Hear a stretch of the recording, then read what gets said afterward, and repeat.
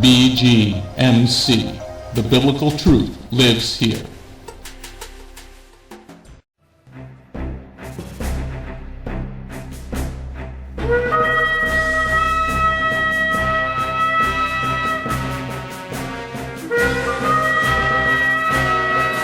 Welcome to the City Gate Messianic Bible Study, being brought to you by Goyim Messianic Congregation. What is the importance of the biblical city gate? It was a place contracts were made that are binding forever. The city gate was also a place of redemption for the kinsman redeemer. The city gate was a place where chastisement was administered. So come join us now as we enter into the City Gate Messianic Bible Study. A little blessing. This is the City Gate Messianic Bible Study being brought to you by Goyim Messianic Congregation. It is Parshah number 18. It's Mishpatim. It means ordinances. And in this Parshah there are 53 mitzvot, 23 in the positive and 30 in the negative. Okay, so let's start off the Parshah. And this is Parshah 18. It's from Exodus chapter 21 to chapter 24, verse 18, and let's go here. And Neil, would you read 24:3 again, please? Moshe came and told the people everything YEHOVAH had said, including all the rulings. And the people answered with one voice, "We will obey every word YEHOVAH has spoken." Okay, once again, that's very important because once you say something, you're liable, you're responsible for what you said you were going to do. And so the people of Israel can be blessed by this and also cursed by it. So when you say something, you need to follow through with what you're going to do. And they're saying every word YEHOVAH has spoken, they said that they were going to obey, and we know that doesn't happen, and this is not going to be good. Okay, so let's get into these laws, because anybody who says we're not under the law anymore, really doesn't know much about the Bible, because we're going to read these laws that you're going to want to say, we need to be under these beautiful things, because YEHOVAH, our Father in heaven, is amazing. So let's go here. The next one here, let's go back to Shemot, Exodus chapter 21, verse 5 and 6. Neil, would you read 5 and 6? Nevertheless, if the slave declares, "I love my master, my wife, and my children, so I don't want to go free," then his master is to bring him before YEHOVAH, before Elohim, and there at the door or doorpost, his master is to pierce his ear with an awl, and the man will be his slave for life. Okay, so why do you think, Neil, the Lord would say pierce his ear? Well, I've had two thoughts, or two points of reason that I've always envisioned ever since I come to know about the Torah. Bringing him to the doorpost or the threshold of the house there. One thing, that's where the mezuzah, the law, is posted as commanded by Yah, and also that's where the blood of the lamb was stricken to give a covenant to the people of the Hebrews of Israel. That's very good. That's a very good answer. Okay, the blood is on the door there, and for the Pesach, and also the mezuzah would be on the door. Marsha, what do you think? What do you think about this? Should we get our ears pierced? Should people have their ears pierced? Well, that's funny you would ask me that, because I have had two different thoughts on that too. Whenever I first came to Torah, and I realized that that this law existed, I quit wearing earrings because I just felt like that I shouldn't wear them. But then, whenever you look at it the way Neil just explained, I do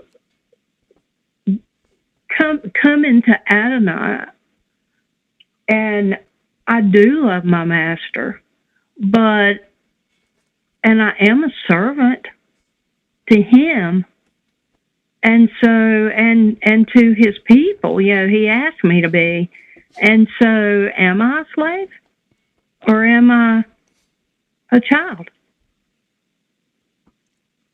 Hey, so I don't know, because he is my master, and so I have wondered about that. you are a slave, and we'll go over that in a minute. But it's who are you a slave to? So the master, the slave says, nevertheless, the slave declares, I love my master, my wife, and my children. I don't want to go free. Then his master is to bring him before Elohim, and there at the door or doorpost, his master is to pierce his ear. Okay, so anybody who has their ears pierced is a slave to whoever pierced your ear. So if you're gonna get your ear pierced to Yeshua, then that's okay. But if you're getting your ear pierced for fashion, then it's something different.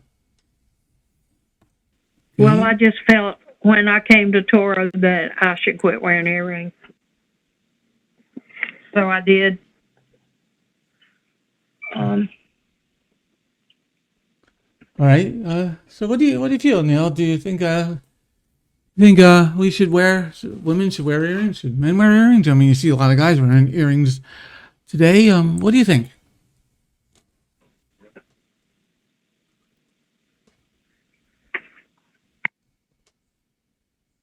I don't hear you, Neil. Okay, sorry. I think most people today are just wearing them for a fashion statement, and they don't know the passages that was just read about Yah's command or Yah's mitzvah regarding a slave during his time of release. And I just don't think anybody has ever really thought about that, or the majority of the people have not looked at it from that aspect, and they're just doing it as a fashion statement. So whether it's right or wrong in that respect, I don't have an opinion on it, but I think if a person is truly wearing it, saying they belong to Yah, and it gets back to the mitzvot on piercings and tattoos and stuff like that. Is it any more right to have a earring, be wearing an earring, saying that you're announcing to the world that you belong to Yah, versus putting a tattoo on your arm, saying that you belong to Yah? There's a lot of rabbit holes we could go down with regard to those two statements, but I really don't have an opinion on it as to whether scripturally it's right or wrong. Oh, we do see very clearly here that if a slave is going to be wearing an earring, and we're told, what you referenced a moment ago, that tattooing is wrong. God says, do not tattoo. Okay, so he's specifically telling us here that a slave is going to have an earring. And if you're piercing it because you want to be part of the world or it's fashion, then it's going to be incorrect. Because it's very clear. Only a slave is going to get his ear pierced, and we're forbidden to get tattoos. Okay, let's move over here.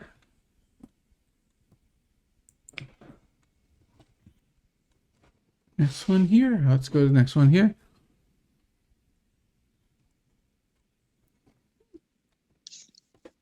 Hey, well, let's take a look at what the word pierce is.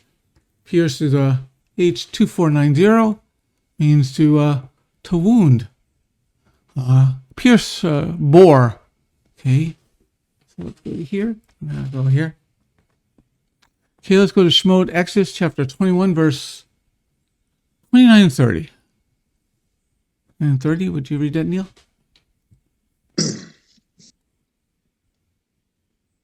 However, if the ox was in the habit of goring in the past, and the owner was warned but did not confine it, so that it ended up killing a man or a woman, then the ox is to be stoned, and its owner is to be put to death. However, a ransom may be imposed on him, and the death penalty will be commuted if he pays the amount imposed. This is a very important, very, very important passage, because we read there in verse 30 again, however, a ransom may be imposed on him, and the death penalty will be commuted if he pays the amount imposed. Okay, so this person has a death sentence on him, and but if it's paid by somebody else, then the death penalty will not happen to that person. Marcia, what do you think about can somebody else pay your death sentence? Well, I mean, Yeshua has definitely paid the debt for all of us if we will accept him.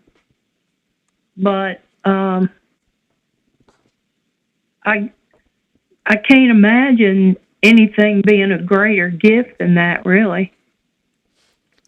Especially if you can't pay it, and we can't, then somebody else to pay it for you is one of the greatest gifts of all. Yeah, let's take a look closer at verse number 30. However, a ransom may be imposed on him, and the death penalty be commuted if he pays the amount imposed. Okay, so this ransom.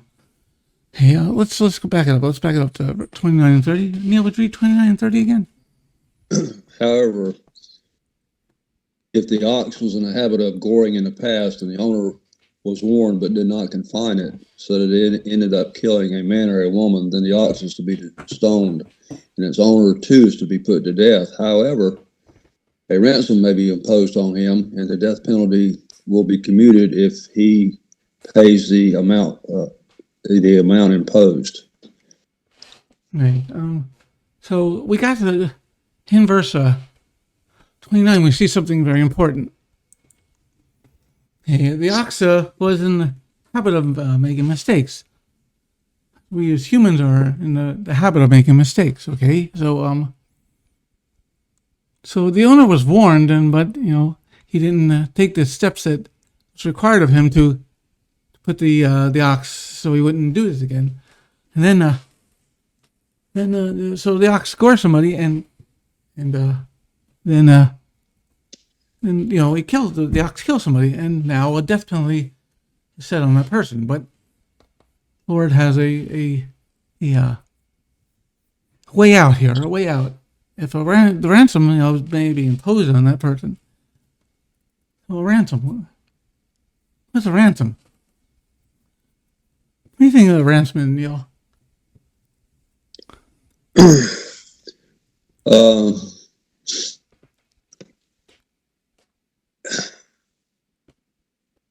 In this case, there's some death penalties in the mitzvot that there's no ransom allowed for it, but this happens to be one of them. So I'm guessing that the death penalty in this in this particular instance is not viewed to be a death penalty of the highest order, but it is possible, I guess, if the person had enough friends in the community that wanted to pay that ransom for him, or if he was able to pay it himself, he could. I don't know that they had bondsmen back in the old days, but that was the same thing as it will apply in today's legal system. If you don't have the money to pay to get out of jail or yourself, you go to someone else that pays the bond or ransom for you. But like Marcia said, to pay this kind of ransom to keep you from dying is one of the highest orders of friendship that I think you could imagine, and that's what Yeshua paid for us. Amen. Okay, that's very good, because the key here is the ransom. Okay, that the ransom may be paid by somebody else to get you, so that you don't have to die. Okay, so the animal was making mistakes. You didn't confine it, so the animal killed somebody. So now you got to die because you didn't do what you were told. Okay, so now, however, it said this ransom may be imposed, and this price could be paid by somebody else, and that is our Messiah Yeshua that paid our price, because he did it because he loves us, but he did it because he could pay the price for us. And this is a very important point to understand, because somebody else can pay your price. So when you're witnessing the Jews, or anybody, you show them this passage that somebody else can pay your price. You have a death sentence on. Each of us has a death sentence on us, and price can be paid by somebody else so that you can go free.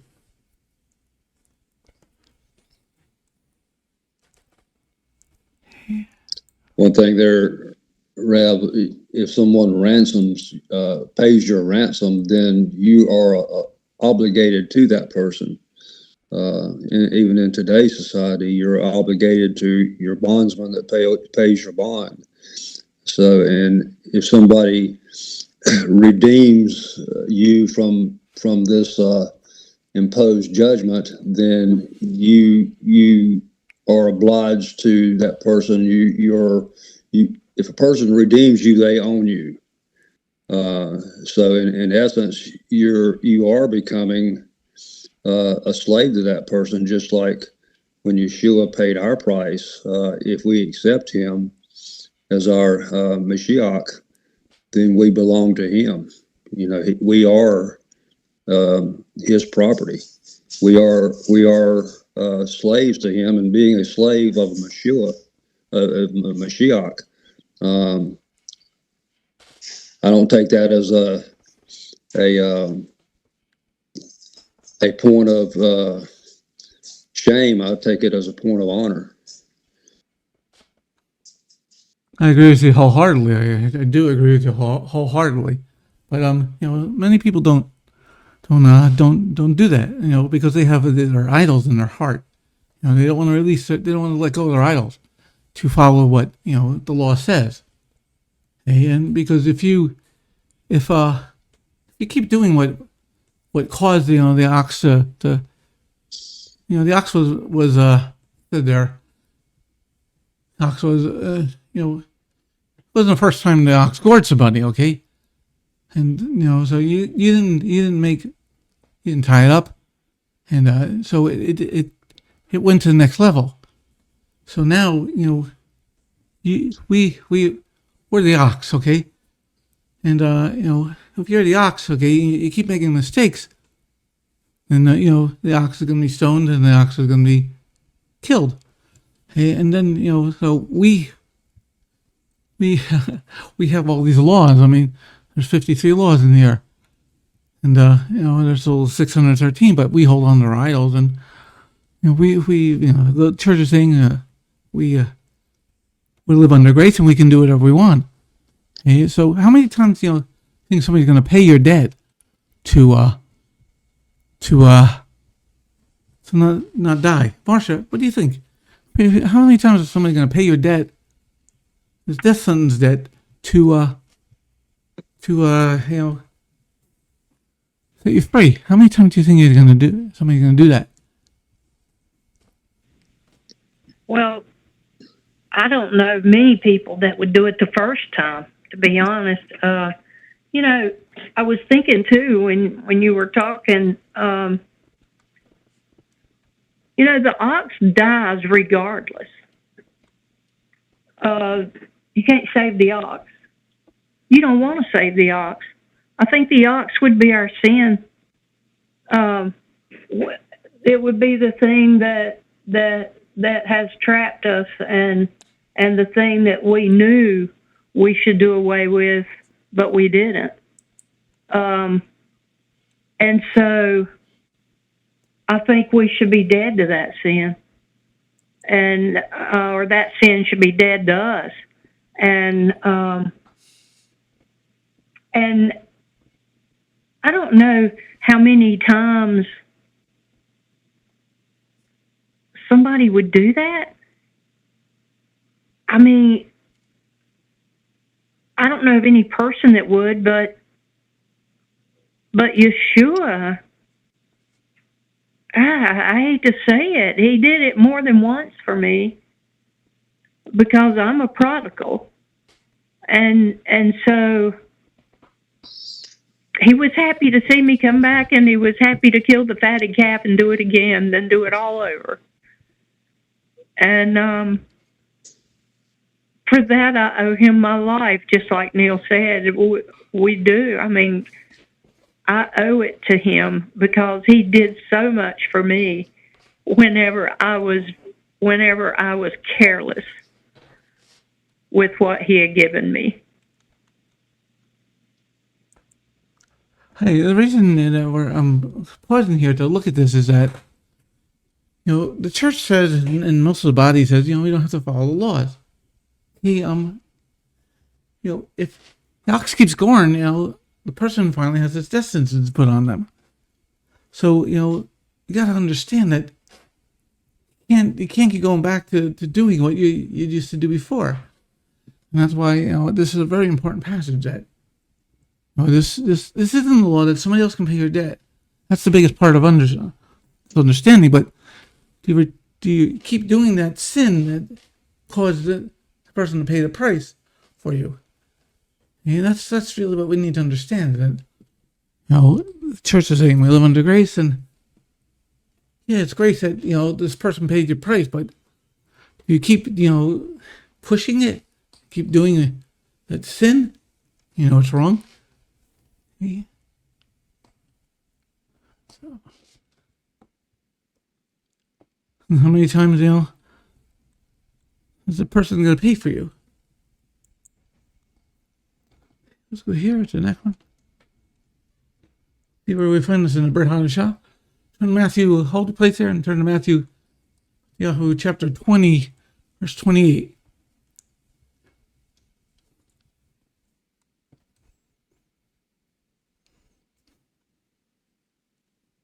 Marsha, can you read that? Matthew 20, verse 20, Marsha.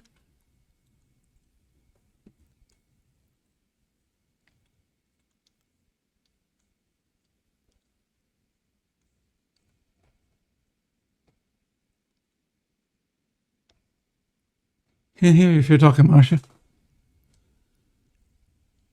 I'm sorry, I was talking. I was on mute. All right. 28. Yeah, Matthew chapter 20, verse 28.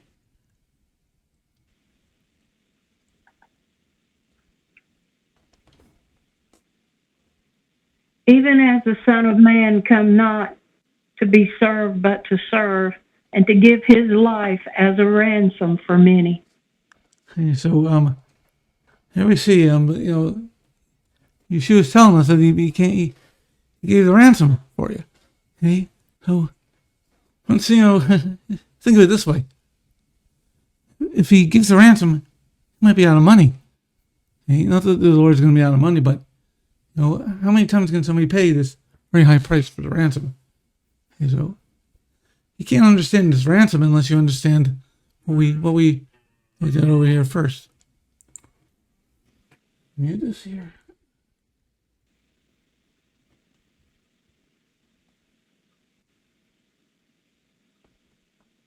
Okay. So Yeshua says you need to pay the price for the ransom. Now you understand what it means.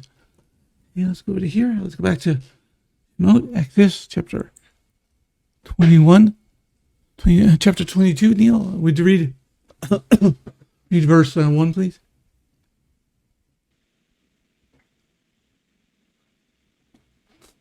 Where is that? Neil, would you read Exodus chapter 22, verse 1? Oh, 22 verse 1. Verse 1. If a thief caught in the act of breaking in is beaten to death, it is not murder. No, 22, 1. Or maybe it's 21:37. 21:37. Yeah.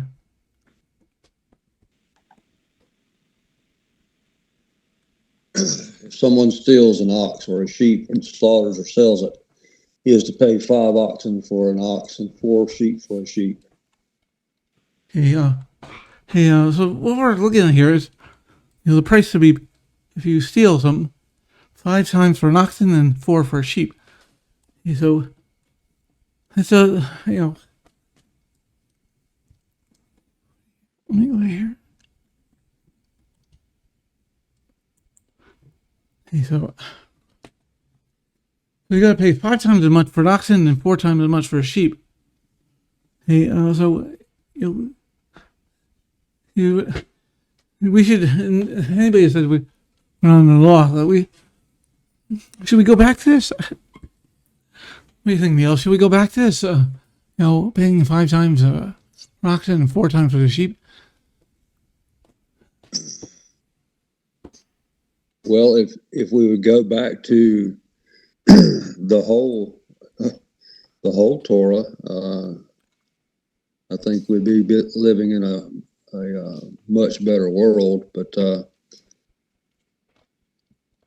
that's just my opinion.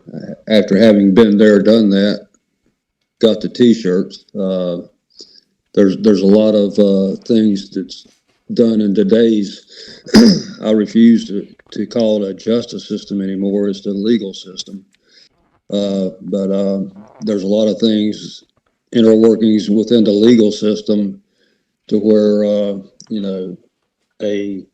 the victim in a crime is sometimes treated more poorly than the perpetrator of the crime. So, yeah, I think if we went back to the honest weights and measures and the honest fair way to divvy out fine.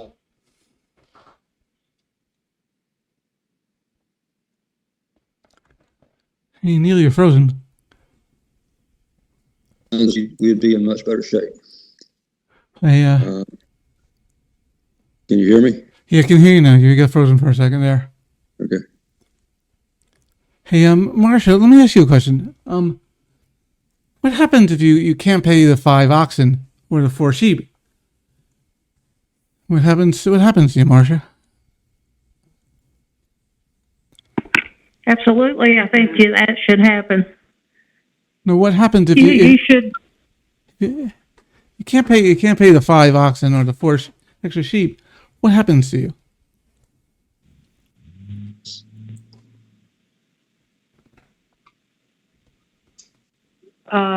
Well,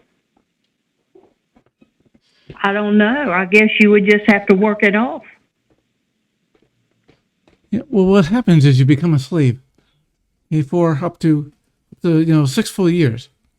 If you can't pay this price, okay, then you're going to become a slave for up to 6 full years.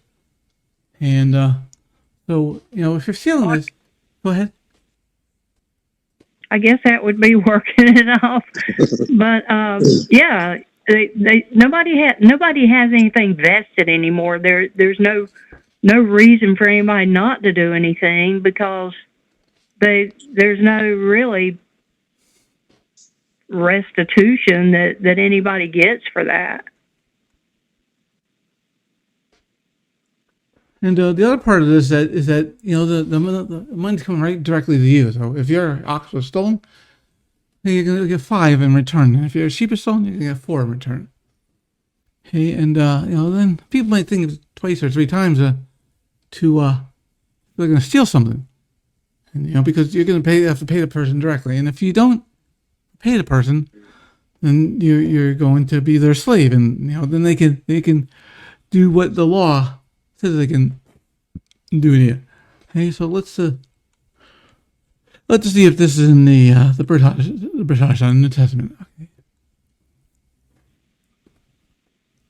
Okay, hold the place there and start in Luke 19. Luke 19, verse 4. Verse number 4. Neil would read verse Luke 19, verse 4 through 9. 4 through 9.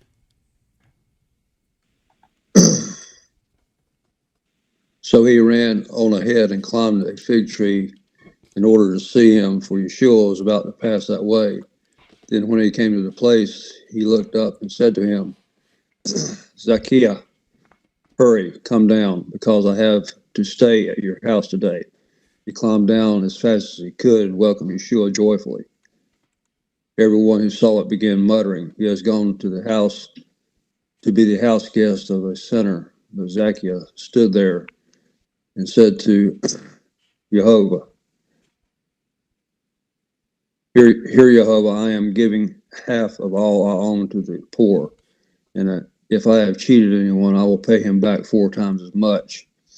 And Yeshua said to him, Today salvation has come to this house, inasmuch as this man too is a son of Abraham.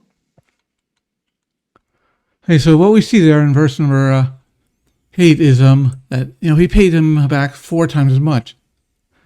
He's equating it to a sheep.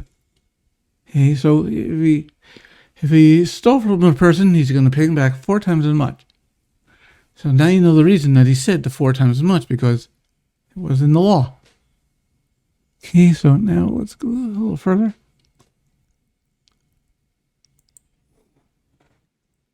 Here, okay, let's go. Go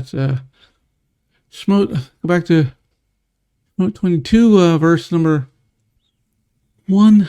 Okay. Neil would read verse 1 and 1, 2, and 3. If a thief caught in the act of breaking in is beaten to death, it is not murder, unless it happens after sunrise, in which case it is murder. A thief must make restitution, so if he has nothing, he himself is to be sold to make good the loss from the theft. If what he stole is found alive in his possession, he is to pay double, no matter whether it is an ox or a donkey or a sheep. Okay, so now we're going to be talking about, when somebody breaks into your home, what can you do to them? Okay, so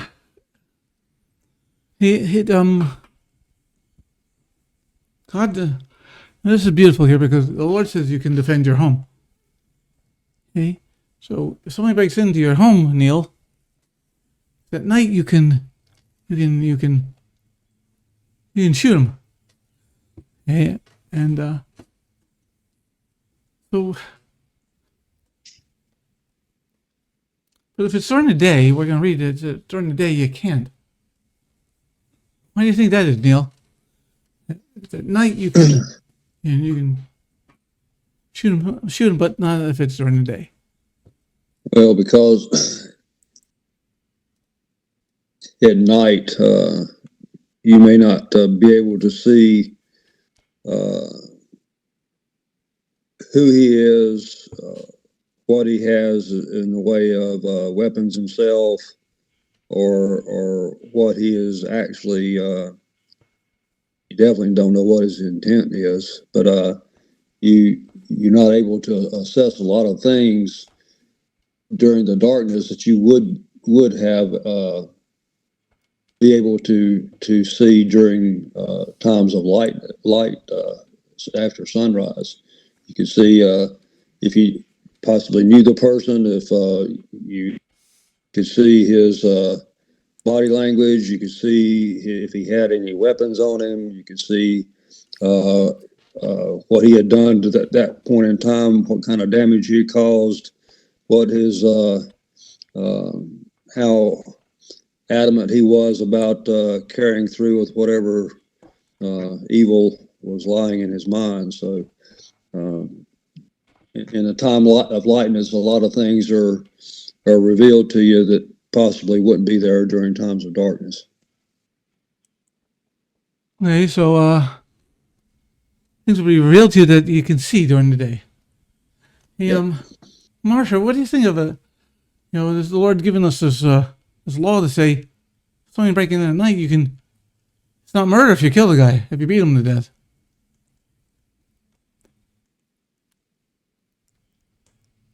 Well, I think that sounds right to me. Also, whenever I took conceal and carry class, when I took my test, I missed one question. And when I talked to the instructor about it, you know, he said that question that I missed was right for me, even though it wasn't the right answer. Because it did say, if you have a chance to run and to take flight instead of shooting someone, that's what you should do. However, I can't run. So I told him that I would feel threatened about any time anybody made an advance at me because I don't have any way to defend myself. So I don't know how that daytime thing would work. I mean, how would that be for someone that couldn't defend themselves during the day or at night?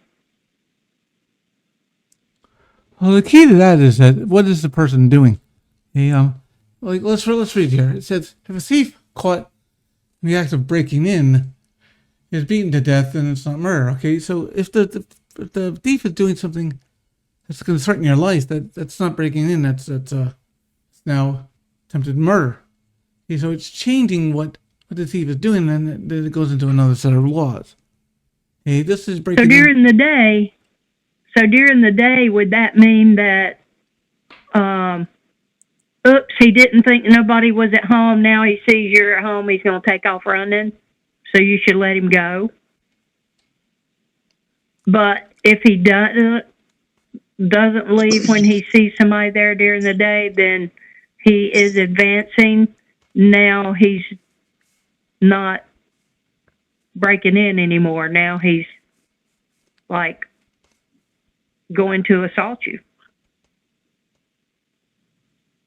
That's correct. That's what's happening. Okay. So, breaking in at night, you beat him to death, fine. Okay. But, if he's going beyond that, then, the thief is looking at something else.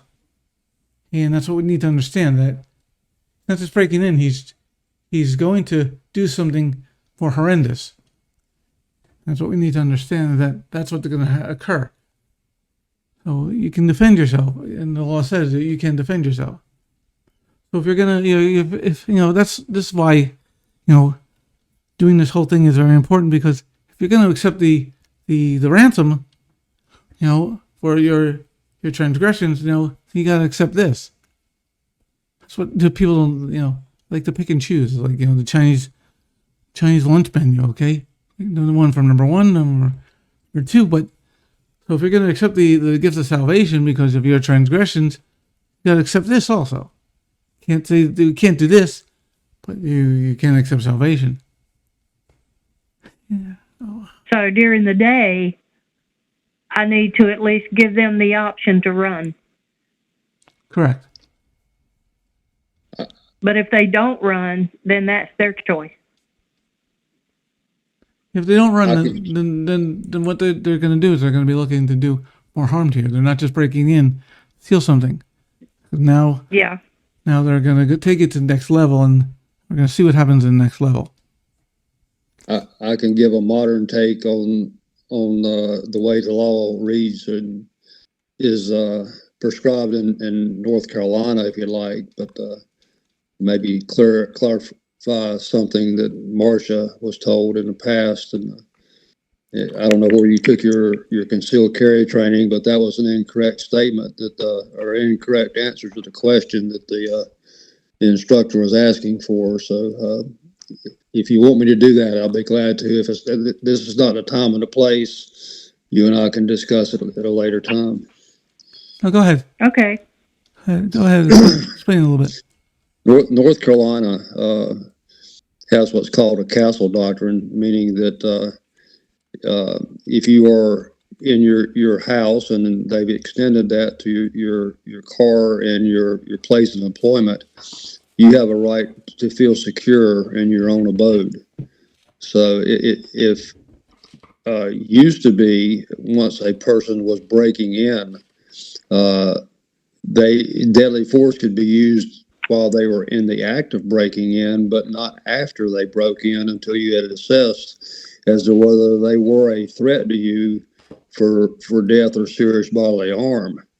But several years back now, quite a few years back now, they changed it to where there's a presumption of a fear of serious injury or death anytime a person is breaking in or is found to have broken into your house or your car or your place of business. And that you have no duty to retreat.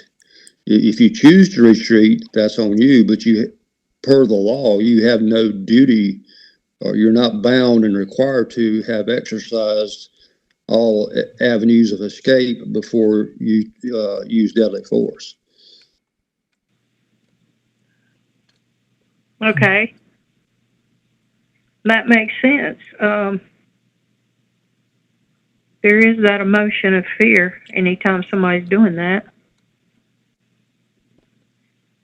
I think a person needs to assess.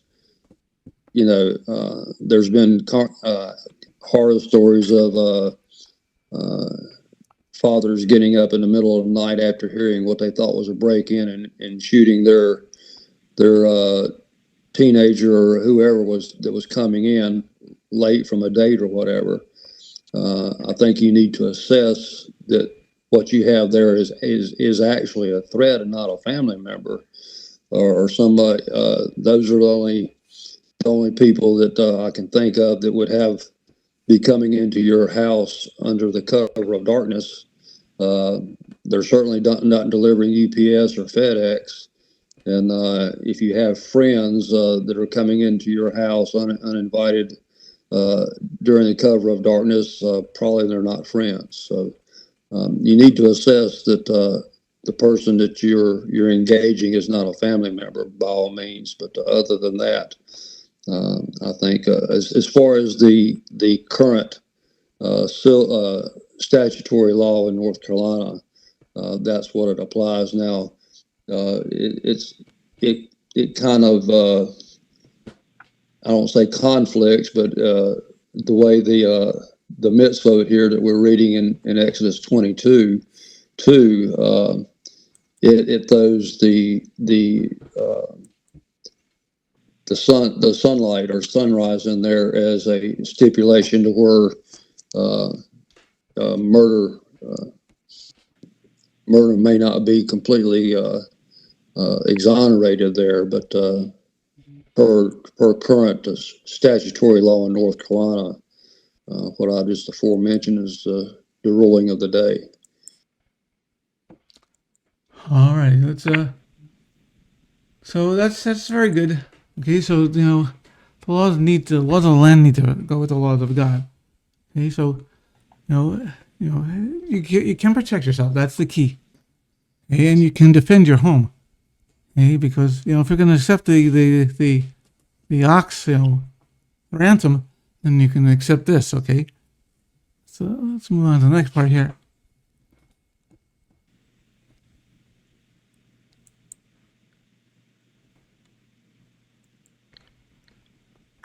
Let's go to 22 verse 4. Exodus 22 verse 4. Did you read it, Neil?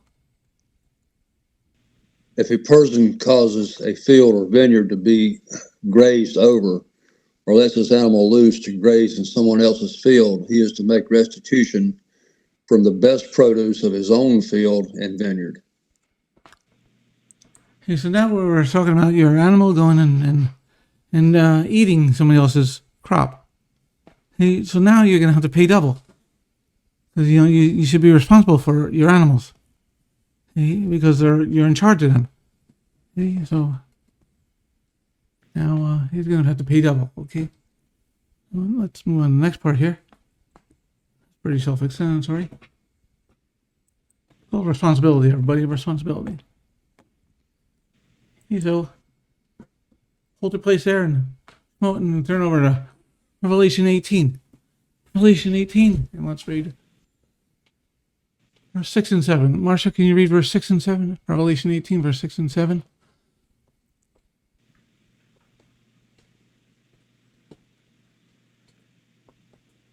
Yes.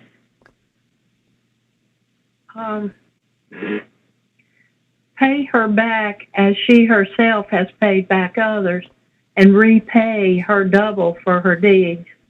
Mix a double portion for her in the cup she mixed. As she glorified herself and lived in luxury, so give her a like measure of torment and mourning, since in her heart she says, I sit as a queen, I am no widow, and mourning I shall never see. Okay, that's great. Okay, so now, you can't understand what's going on in Revelation unless you understand what's going on in Shemot. Okay, paying back double. Okay, so now where Lord is saying here, pay her back double for what she did. Okay, and you need to understand that. First, you need to understand this. You need to understand Shemot, Exodus 22, verse 4. Okay, this is a kidnapping. Okay, so now you're going to pay him back double. Now go to here now. Neil, would you read Shemot 22, verse 6?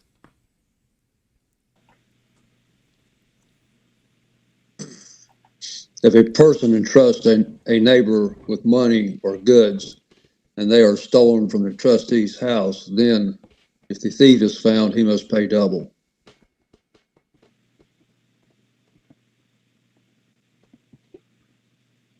Yeah, 22:6. If it's supposed to be a fire. No, 22:6. That's what I just read. Mom said something different. 22:5 is dealing with a fire. Okay, would you read that, please? If a fire is started and spreads to thorns, so that stacked grain, standing grain, or a field is destroyed, the person who lit it must make restitution. Okay, what we're looking at here is responsibility and restitution. Yeah, because you need to understand that the Lord told us responsible for work that we're supposed to be doing. Okay, and if the fire gets going, there's no fire department back then, and where are you going to get your food from? Okay, so the person has to make restitution. Here you go. Neil, would you read John 15, verse 5 and 6, please?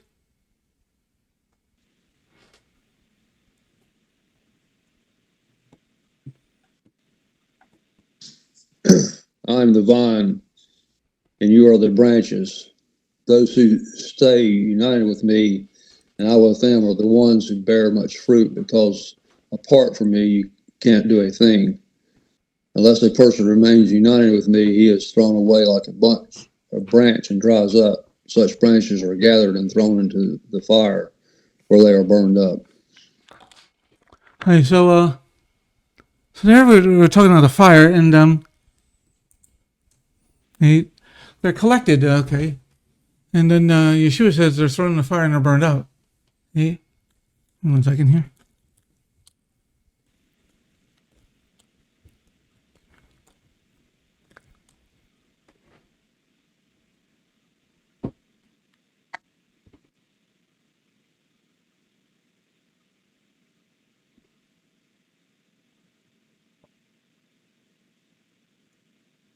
Okay, so this has to do with the fire.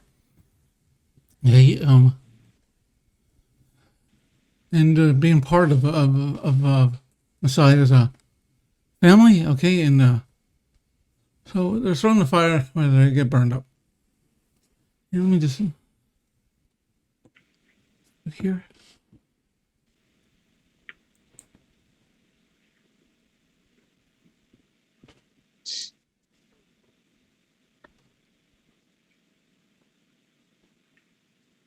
I'm gonna try to keep this to an hour today.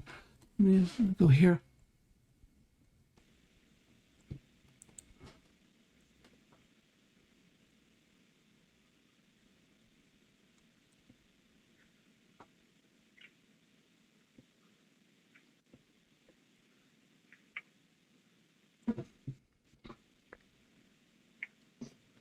Hey, let's go to 23, Shemot, Exodus 23, verse 1.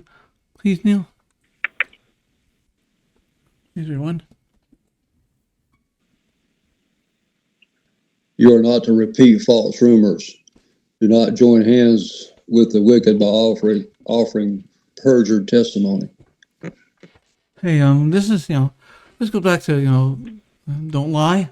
Okay, so do not join, somebody or offer perjured testimony.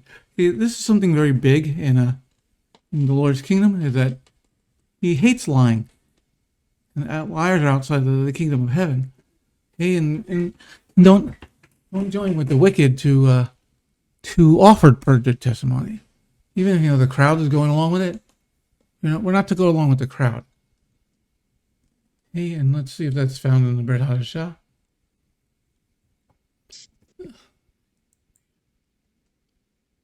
Hey, hold the place there and go over to Luke chapter 3, please.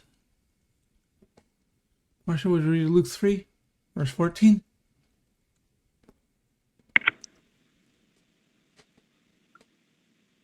Luke 3, verse 14, Marsha. Soldiers also asked him, "And we, what shall we do?" And he said to them, "Do not extort money from anyone by threat or by false accusation, and be content with your wages." Okay, so Yeshua is being very legalistic here. He's saying, be content with your wages and don't accuse people falsely. Okay, don't be satisfied with your pay. Hey, so people say we're not under the law. It's very sad because Yeshua is constantly talking about the law here. Accuse people falsely. Happy with your pay.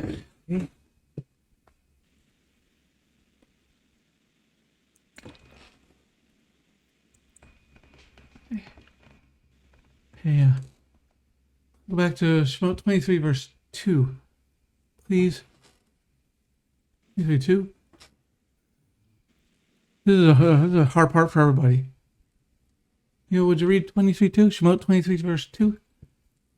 Do not follow the crowd when it does what is wrong, and don't allow the popular view to sway you into offering testimony for any cause if the effect will be to pervert justice. Hey, all right. So the Lord is telling us don't follow the crowd.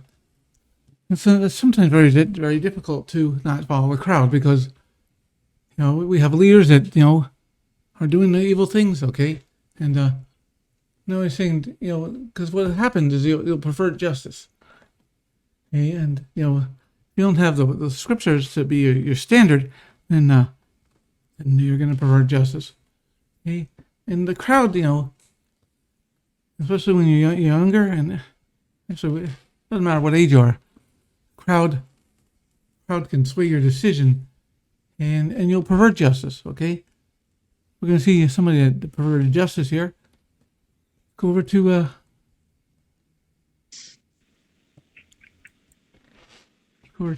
this party. Over to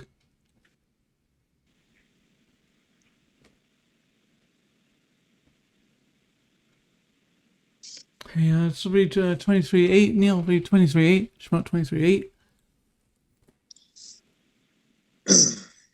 You are not to receive a bribe, for a bribe blinds the clear-sighted and subverts the cause of the righteous. Okay, this is another really big part here, that when you're accepting bribes, okay, your bribe will make you do you torture the data to make it seem like that's what we're having going on right now. In America, we got these activist judges. Hey, they're receiving bribes, and it blinds the clear-sighted and subverts the cause of the righteous. Okay, why does it do that, Marsha? Why does it do that? Why does this bribe, cause the righteous to even stumble? Well, I mean, that's what bribes do. I mean, mine says, it subverts the cause to those who are in the right. You don't need a bribe if you're on the right side of things. You shouldn't. So it just clouds people's mind and their thinking and their decisions, because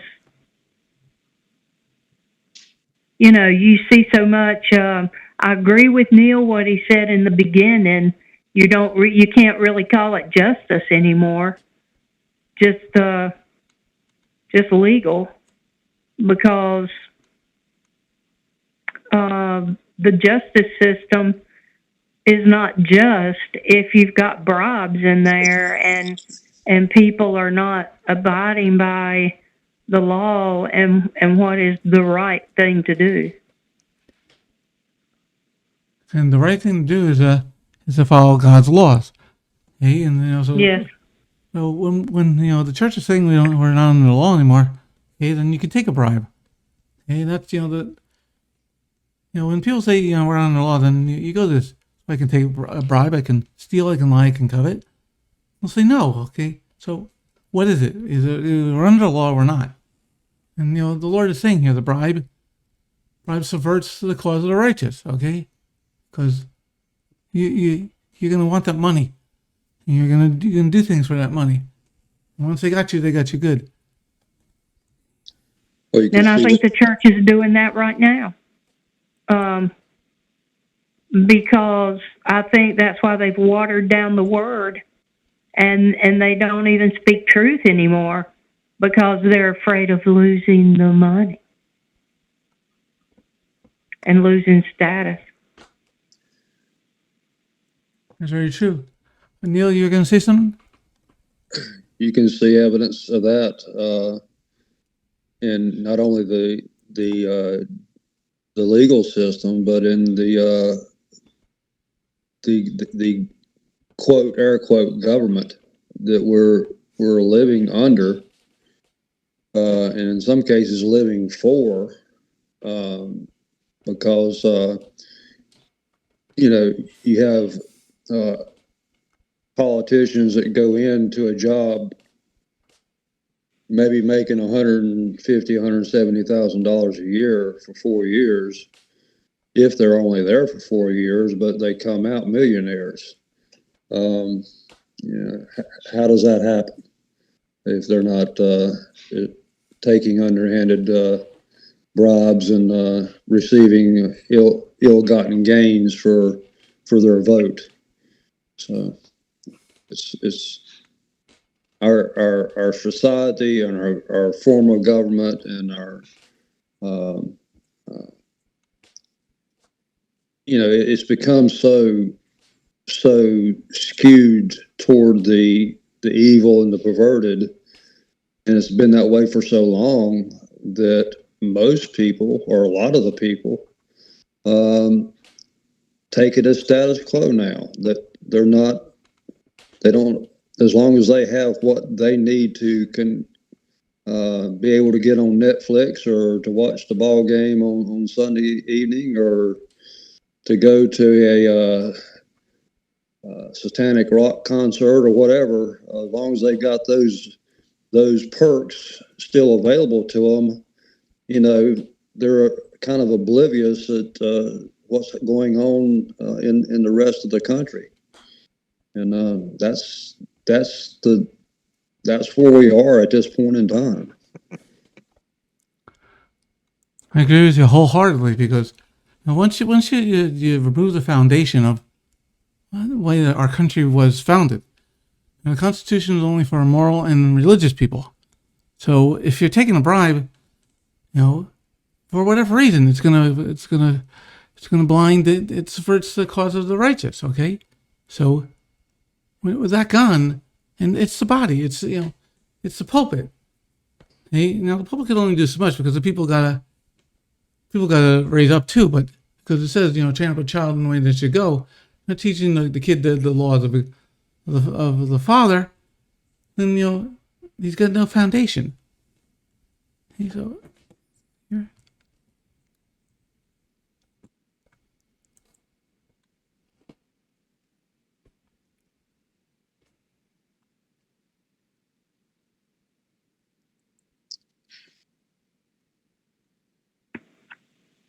And then we see Acts chapter 24, verse 26. At the same time, he hoped that Shaul would offer him a bribe.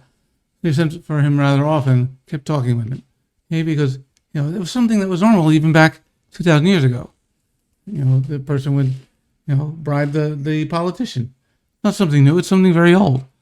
People haven't changed. And let's go here. Okay, let's go to this last part. Neil, would you read Shemot 23, verse 22?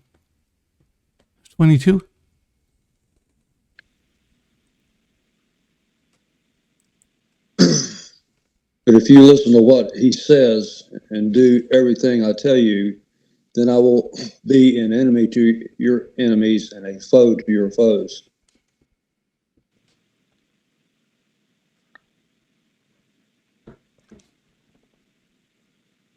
That's a beautiful verse. Go back to 20 through 23, please. 20 through 22, please.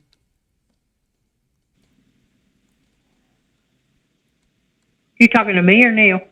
Neil? Shemot 23, 20 through 23. Yeah, 23:20 through 23:20 through 22, verse 22. I am sending an angel ahead of you to guard you on the way and bring you to the place I have prepared. Pay attention to him, listen to what he says, and do not rebel against him, because he will not forgive any wrongdoing of yours, since my name resides in him. But if you listen to what he says and do everything I tell you, then I will be an enemy to your enemies and a foe to your foes. Okay, so we got angel. This angel with his name resides in him. Who is that? That would be Yeshua. Marsha? Who's that? His name? I believe that would be Yeshua. How do you prove that it is? How do you prove it is? Marsha? How do you prove that's Yeshua, Marsha?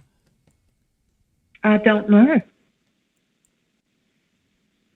Hey, Neil, how do you prove that's Yeshua? I think Yeshua is the only being that ever had the name of YEHOVAH in him. There was no one else like him, no one else that bore that significance, if you want to phrase it that way. Do you have a verse or so that you could prove that Jehovah's name is in him? I knew you were going to ask that. I know that's what you're looking for. No, sir. I know I've read it before, but I can't recall where it's at. All right, let's go see how we can prove this. Okay, let's go here. Turn to Judges 13, Shaftim 13, verse 18.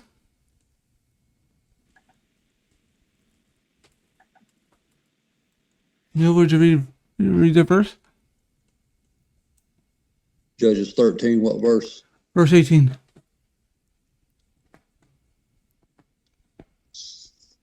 And the angel of YEHOVAH answered him, "Why are you asking about my name? It is wonderful." Hey, it is wonderful. Okay, so the word there, wonderful, is Pele. Pele, it's H 6383. Okay, so his name is wonderful. Okay, that doesn't help us yet.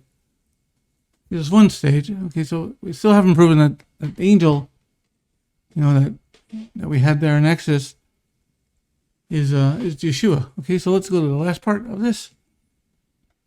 So this angel says to Samson's parents, his Ima and his Abba, his name is wonderful. He turned to Isaiah chapter 9. Chapter 9, verse number 6. 9:6. Isaiah 9:6. Yeshayahu 9:6. Neil, would you read it, please? In order to extend the domination and perpetuate the peace of the throne and kingdom of David, to secure it and sustain it through justice and righteousness, henceforth and forever, the zeal of YEHOVAH Sabaoth will accomplish this. Please go back to verse number 5. For a child is born to us, a son is given to us. Dominion will rest on his shoulders, and he will be given the name Pele Yoetz El Gibor Ave Ad Sar Shalom. I'm sure I butchered that, but it means a wonder of a counselor, mighty God, Father of eternity, Prince of Peace. Hey, so that angel, his name was Pele. So what do we see there? 9:6, 9:5. Wonderful Counselor. Oh, so this is about the Mashiach.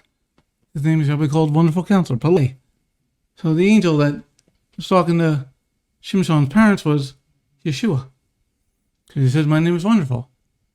Okay, and there we see, obviously, about the Mashiach. It's wonderful. So if we go back to Exodus, the one that's leading us is Yeshua, our Messiah. What do you think about that, Marsha? I think that is awesome. Anything else you want to say about? Just one more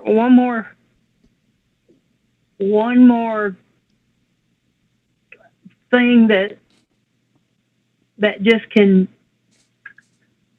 take us back to Torah when I talk to these people that I know and have known for years.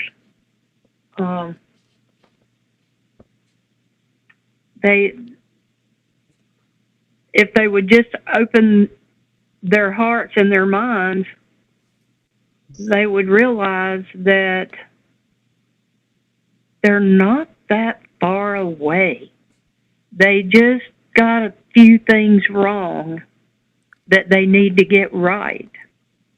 I think a lot of times people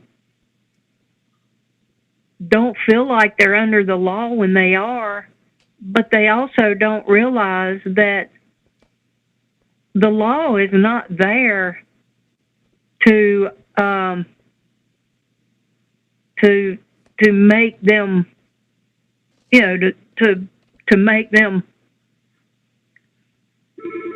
pay. The law is there to make their life better and to give them instruction on how to handle situations. And a lot of times I think they handle it by the law anyway, but they just need to get with the program as far as Shabbat and following all of the law and not just the parts that they deem right in their own mind.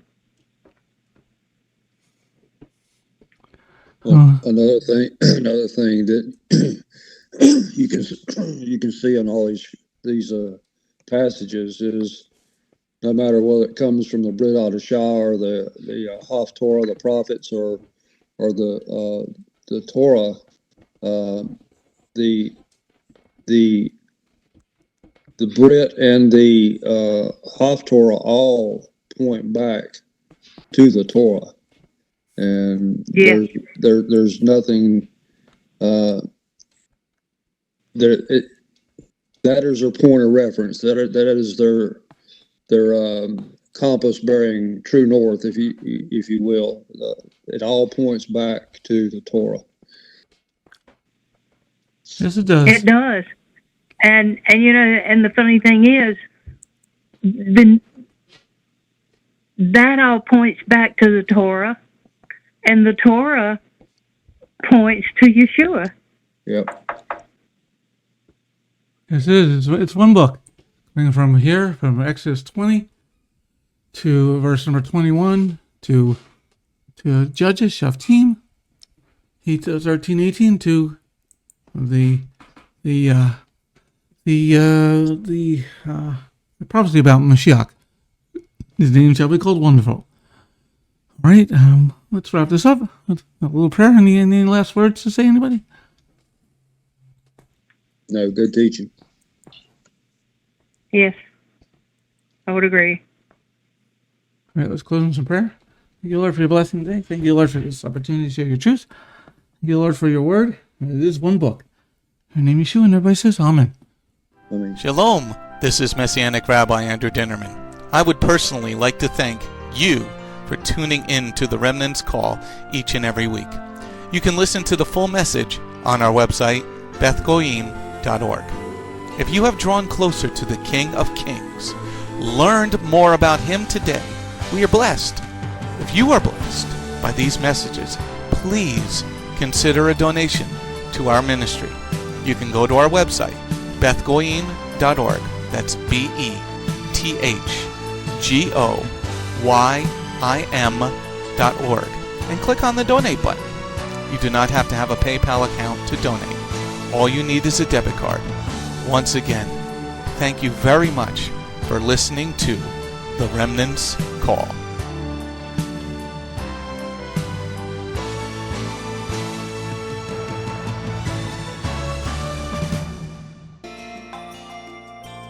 If you have not taken your first steps to be born again, just ask God's help. Remember, it's His loving grace that has come to find you. No one is worthy or able to reach God, but God can reach us, and He's reaching out to you now. Just open your heart and let Him in. His arms are open, and the blessing of salvation and eternal life are waiting for you. Don't let it wait any longer.